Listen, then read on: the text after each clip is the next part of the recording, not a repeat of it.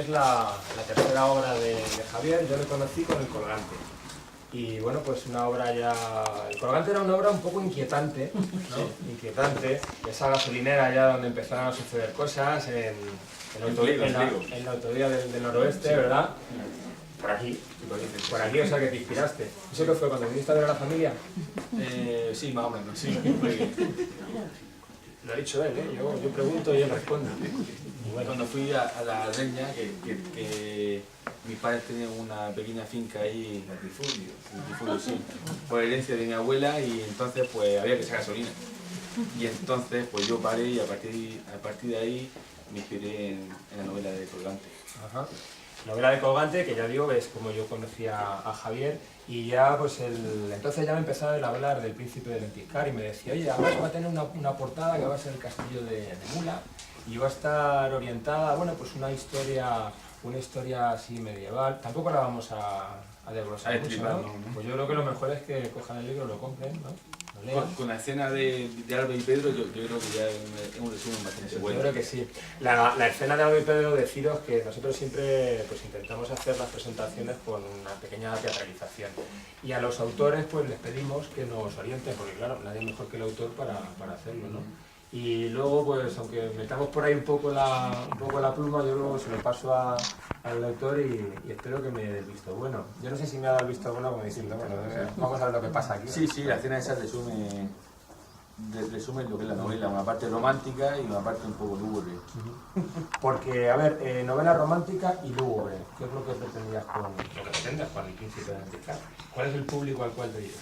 Bueno, yo realmente con El Príncipe pues empezó siendo una novela romántica que quería, con el fin de atraer un público que le gustara la novela romántica, y a partir de ahí pues también orientado hacia un público que le guste la novela gótica, lúgubre, un poco así tipo Drácula y nada, y así de ese estilo.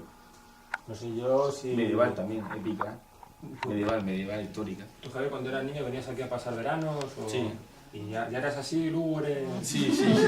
Bueno, es que Bulla antes era mucho más lúgubre que ahora, ¿eh? Ahora, desgraciadamente, ha perdido el romanticismo, pero cuando vine yo en el año 72 aquí, mi esposa vivía aquí, pues había una carretera tortuosa, llena de árboles, y llovía mucho, nevaba mucho. 1 hora y media se tardaba en llegar. Y se tardaba, y entonces la verdad es que era como un viaje a Turquía. Yo lo llamaba Uzbekistán, porque tenía que ir perfectamente. Y claro, eso se ve que lo captó desde su más tierna infancia. Y si encima vas por el Corte Inglés, imagínate, si vas por el Corte Inglés ya 3 horas. Desgraciadamente hemos perdido el romanticismo, precisamente por eso estas comunicaciones, tanta luz por todos los sitios, nada de frío, nada de lluvia, nada de nieve. No es lo mismo. Bueno, y ya cuando era niño él prometía ya como escritor. Sí, él siempre estaba un poco en sus cosas, en la nube, como esa nube que hay. Y entonces pues siempre ha tenido una imaginación desbordante. O sea, que estamos en el sitio ideal, en las nubes. Sí, la verdad, sí. Claro, estamos en el sitio ideal para... Sí, este es un sitio, uno de los puntos más altos de la región, ¿eh? O sea que realmente estamos a la altitud de Madrid. O sea, un sitio mucho más cerca de las nubes que donde nosotros vivimos, que es Cartagena. Javier, la portada del castillo de Mula, ¿por qué?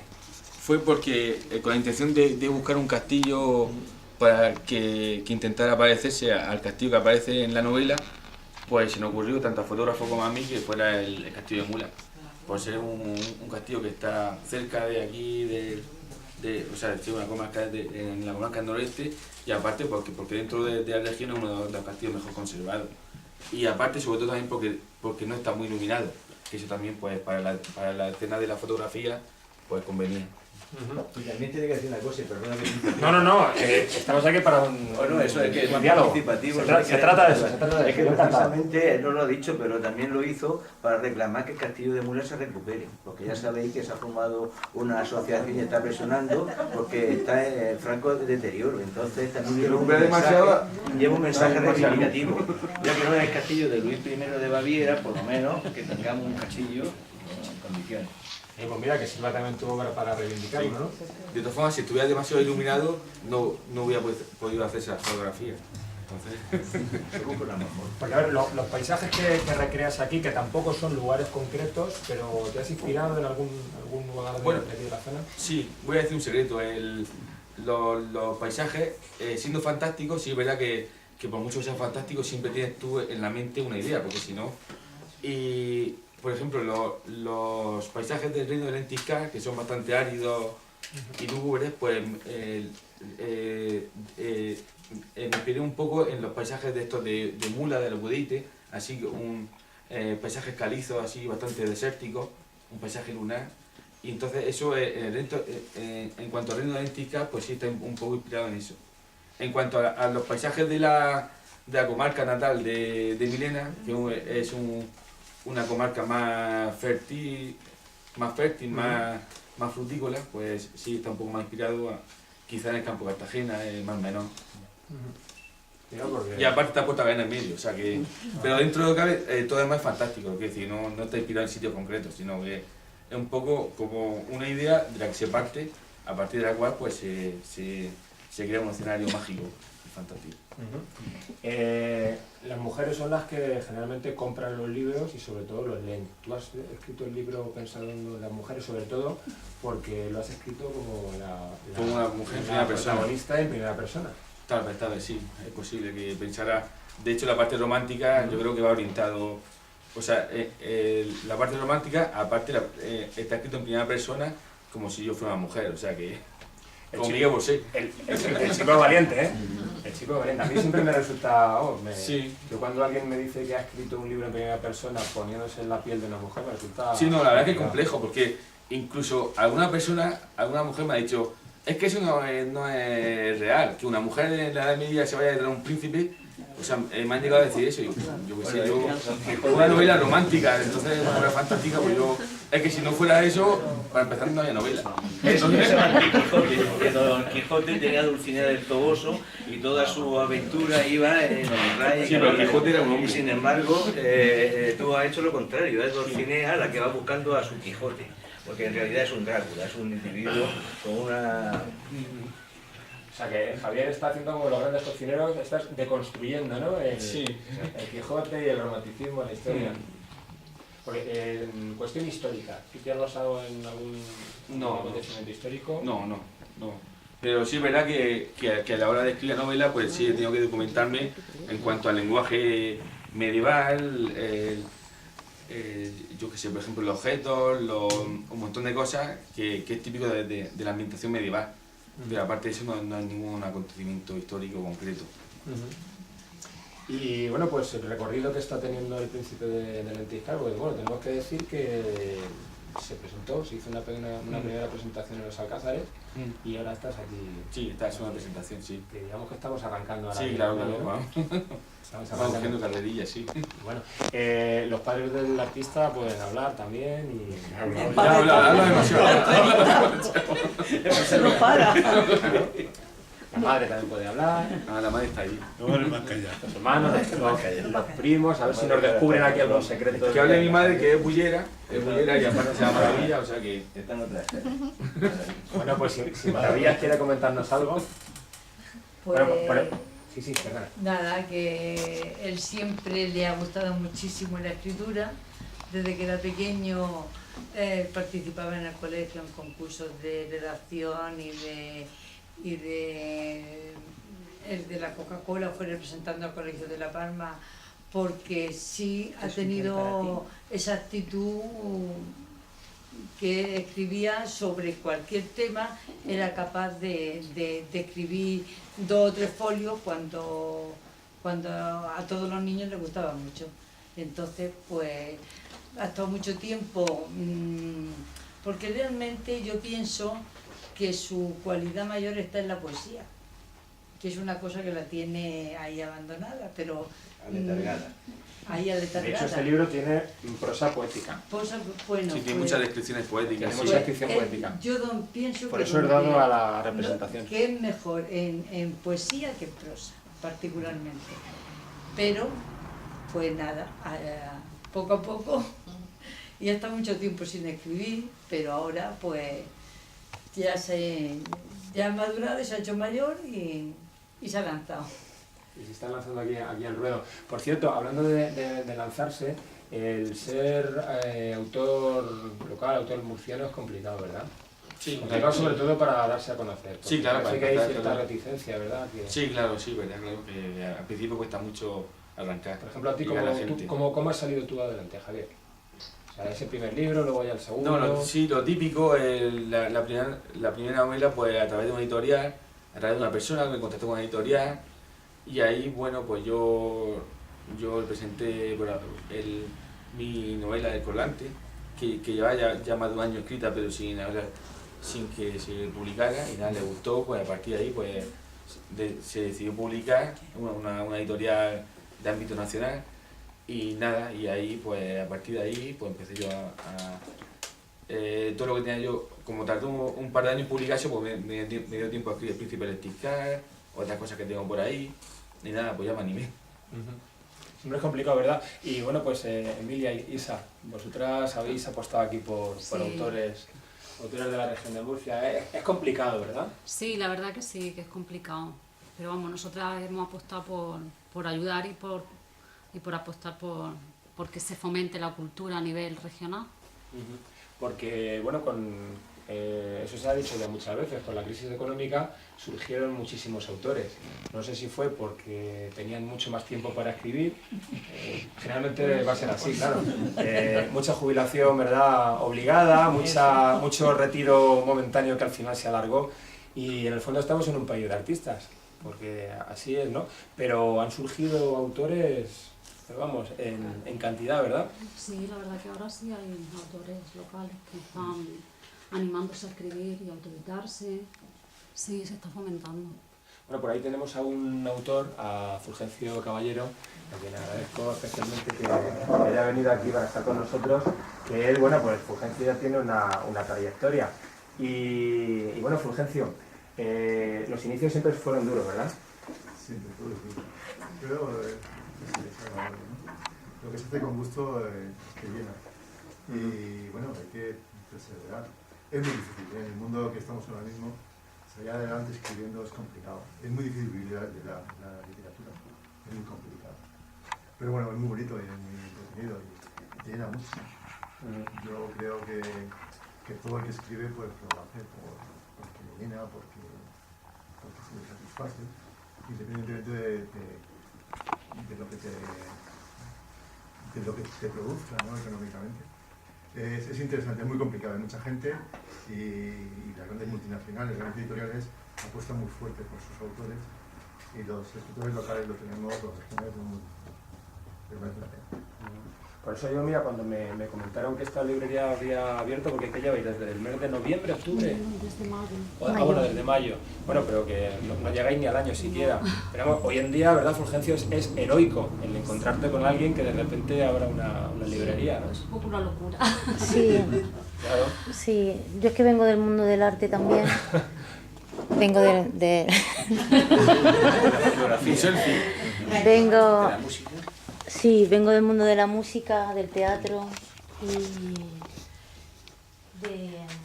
fui a tu pregunta que decías sobre que han surgido más autores. También las tecnologías han fomentado el hecho de que tú te puedas autoeditar y puedas sacar tu obra tanto en música, literatura, incluso cine. Ya con un móvil se hacen películas, hombre, no con la calidad que se requiere con grandes medios, pero sí que es una balanza que, por un lado, todo el mundo puede crear, pero al mismo tiempo te piratean. Entonces, como empezamos los músicos a sufrir lo que es la piratería, los primeros que empezamos a sufrir la piratería. Bueno, me meto en el mundo de la música, pero los grandes, los que piratean ahí a mansalva. Y las discográficas, ¡pum!, se fueron a la porra. Aparte que hacen contratos abusivos y todo eso, son independientes. Pero luego entraron los temas de los e-book, con los PDFs y tal, y entonces empezaron el mundo de la literatura. Y ya sí que es verdad que España es un país con grandes artistas, pero pobres. Es decir, Cervantes creo que murió pobrísimo. También es un país de pillos. ¿Sabes? Lope de Vega sí tuvo suerte y pudo vivir sobre lo suyo. Te estoy poniendo grandes ejemplos, pero que seguiremos creando. Es una cosa que lo llevamos dentro y los que creamos, los que nos gusta crear, es que va con nosotros. Entonces, pues nosotros al final Emilia y yo montamos la librería porque era lo más cercano a lo que podíamos tener, arte y cultura, fomentarlo. Y sí que es verdad que la gente se echaba las manos a la cabeza y decía, estáis locas. Libros. Uno, tengo mil libros en mi ebook. Tengo, mi hermana lee el ebook, no sé si saben los libros que se ha leído, porque se ha leído tanto. Quiero decir que lo bonito es coger tu libro, tocarlo, leerlo.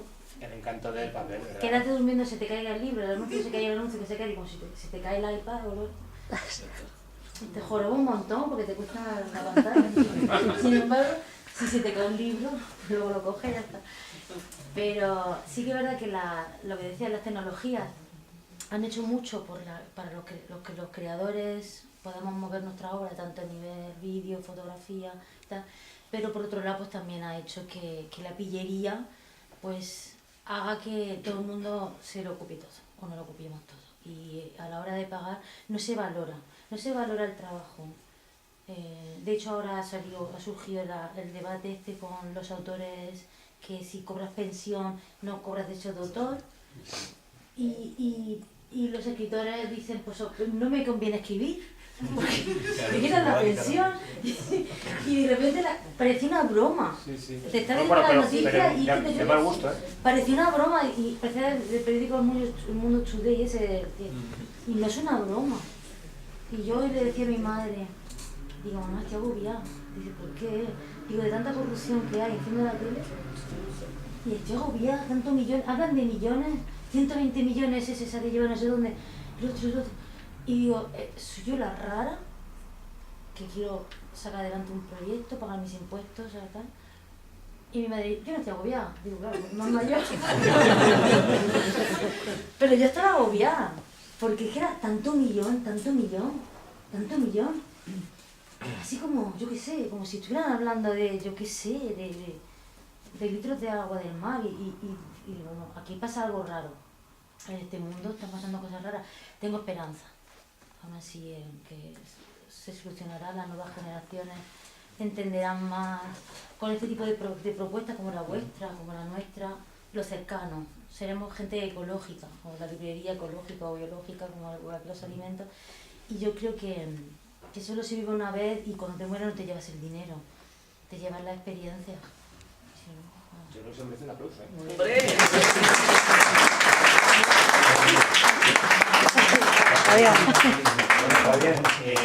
Antes comentaba Isa lo del tema de la autoedición, que tú también has practicado la autoedición.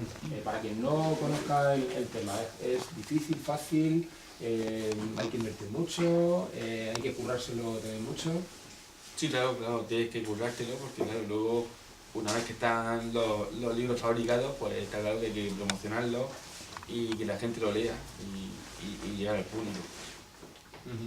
¿Y tú las redes sociales las manejas bien? Sí, de siempre. ¿Y qué tal? De que nacieron. ¿Hay interacción, buen rollito entre la gente? ¿Recibes, por ejemplo, tienes lectores de otros países o lectores de otros lugares de España? Sí. Gente que te sorprende a lo mejor un día y dices, no, vaya comentario que me han hecho. Sí, recientemente, por ejemplo, el Príncipe de Antica ha llegado a Florida, a Estados Unidos. Tardó más que Cristóbal Colón, tardó un mes casi prácticamente, pero llegó a Florida.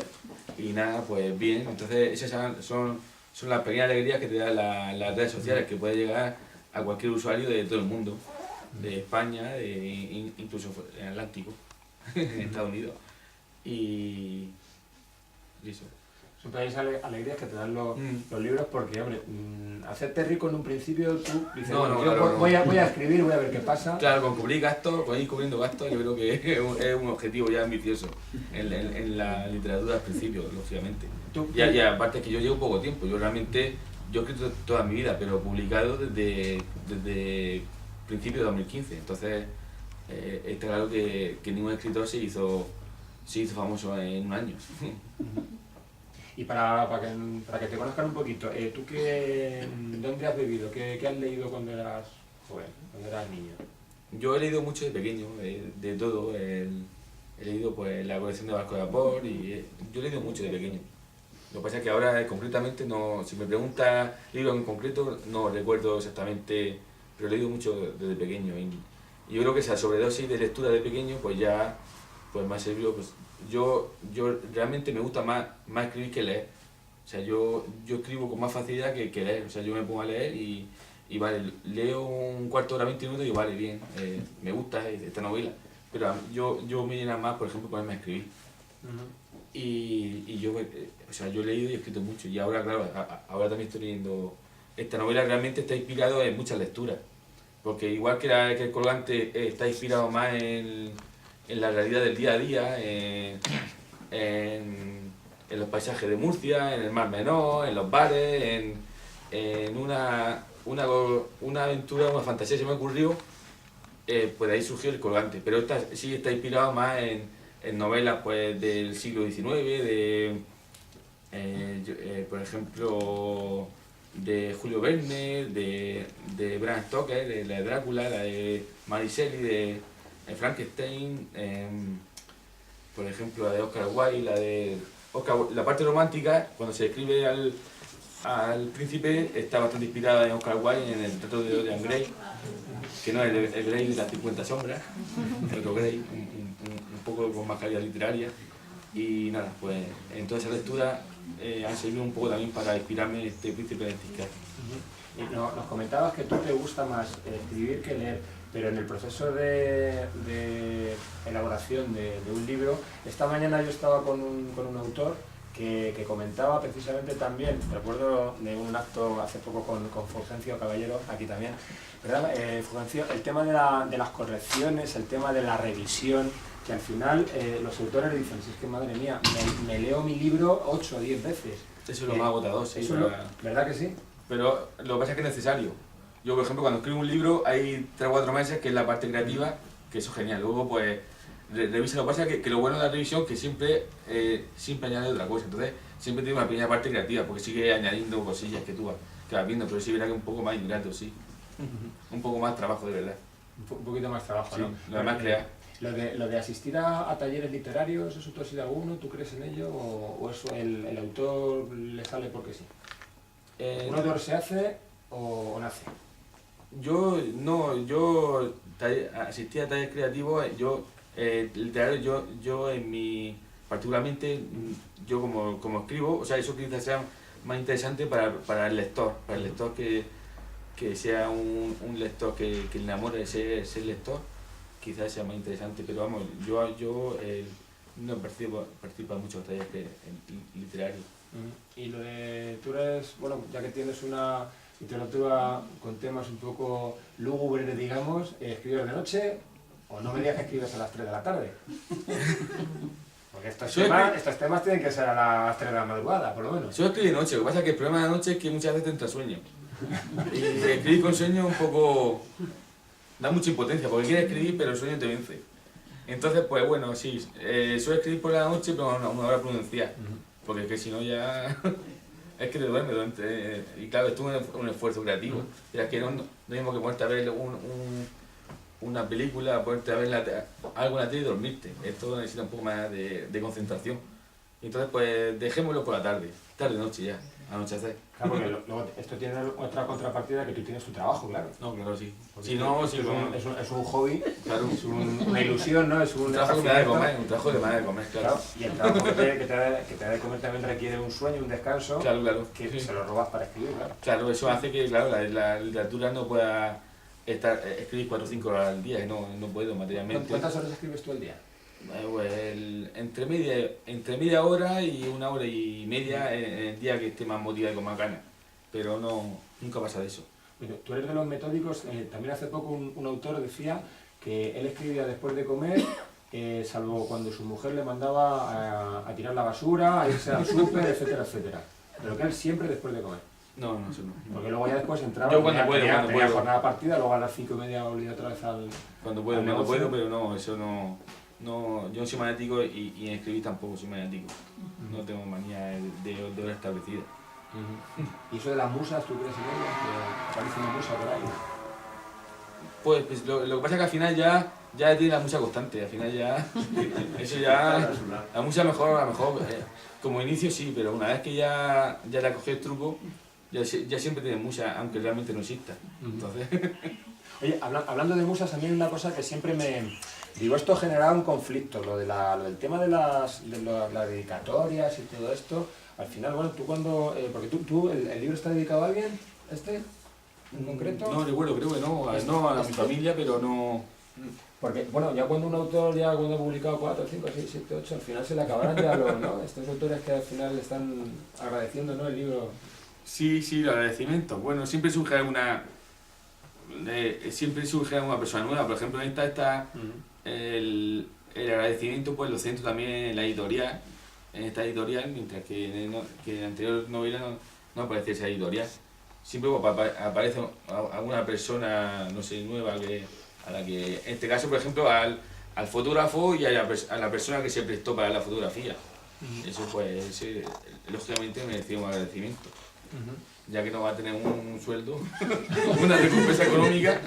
El próximo libro que se lo dedique al consejero de Hacienda que es que le paga. O al sufrido de contribuyente. Os estoy dando cuenta lo que cuesta escribir un libro, Esto es tremendo. Estamos en un periodo de la cultura, ya sabes. Es un hobby. Es un hobby, claro. Es un hobby que además te cuesta dinero, generalmente. Bueno. En principio sí. Pues, ¿hay alguna pregunta por ahí? ¿Alguna cuestión más que tengáis por ahí? Seguro, alguien, venga, disparad. Vamos a ponerle en un pequeño aprieto. Quería preguntar sobre el tema, para los que somos neófitos en este tema, si quiere algún truquillo o algo así, porque por ejemplo yo empecé a escribir una novela y me quedé en el cuarto folio, y ahí está el cuarto folio y la inspiración no vuelve, ¿no? ¿Algún truquillo o algo que nos puedan dar? ¿De qué es la novela? ¿De qué la novela que estás escribiendo tú?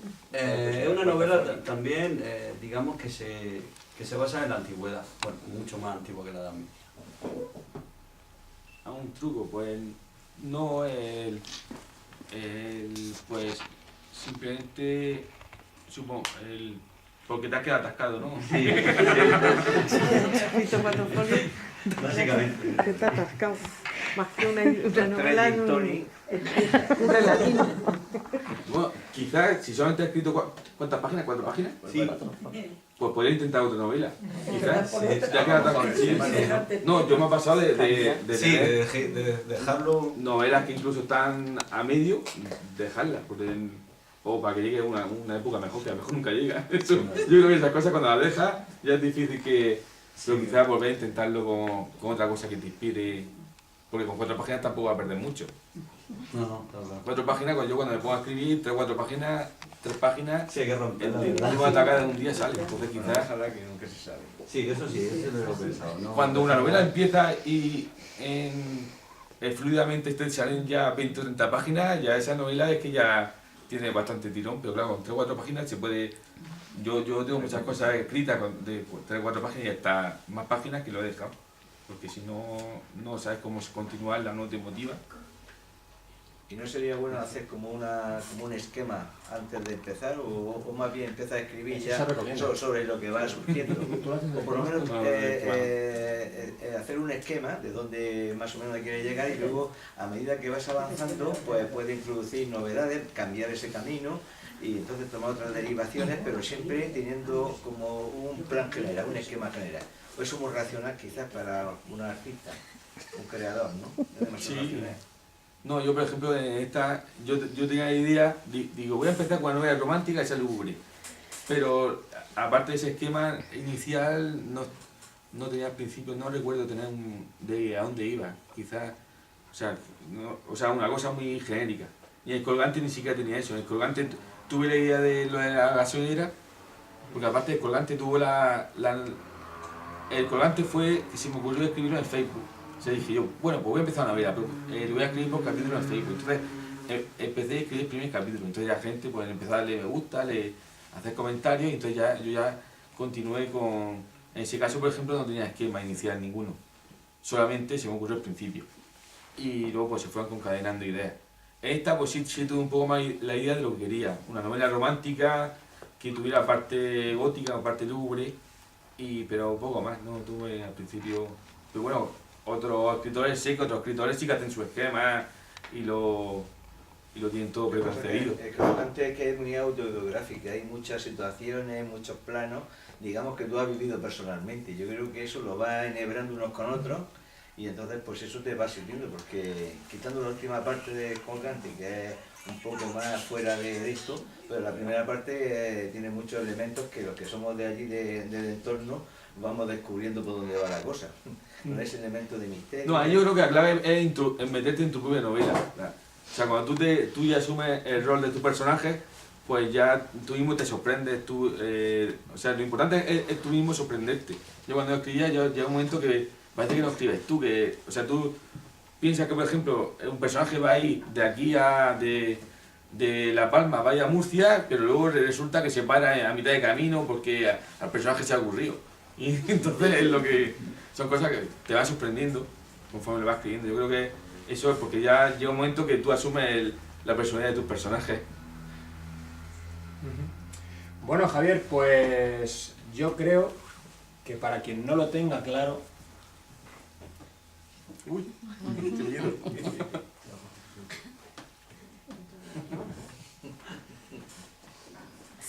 ¿Quién no lo entiende? Ahora.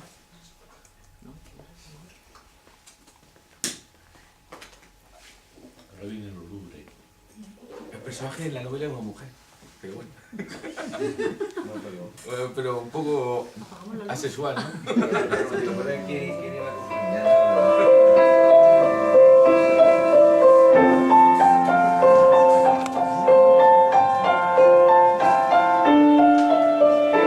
Amigos, para quien no lo tenga claro, esta novela se ambienta en tiempos remotos, en esos tiempos remotos de la Edad Media, y se sitúa en unos ambientes fantásticos, en unos castillos claustrofóbicos que dan miedo, Estamos hablando de esos años que con la perspectiva del tiempo se recuerdan por muchos, ¿verdad, Javier? Se recuerdan por ese misterio, ese halo de misterio y ese halo de romanticismo vibrantes y auténticos.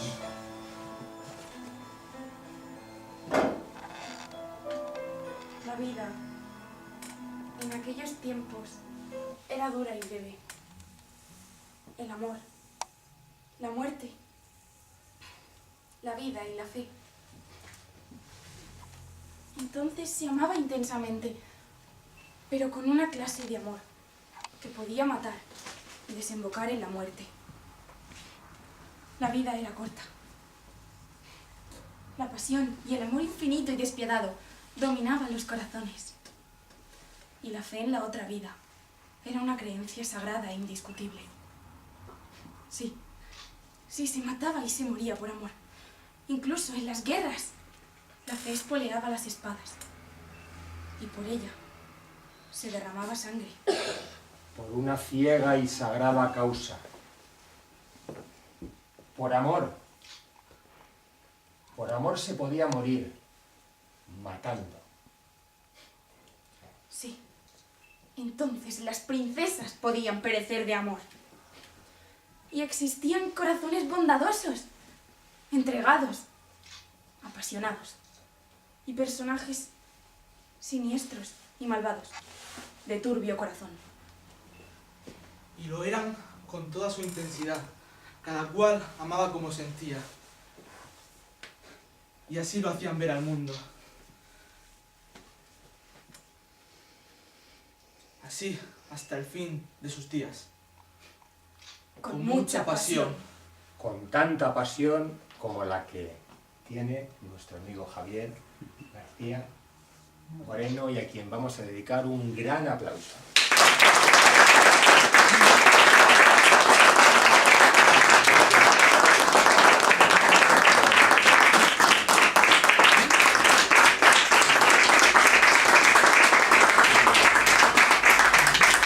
Y ahora ya, sin más, pues dejamos con el autor, con los libros. Estará encantado de firmar y nosotros hemos pasado un rato muy agradable, de verdad. Ha sido un placer. Muy bien.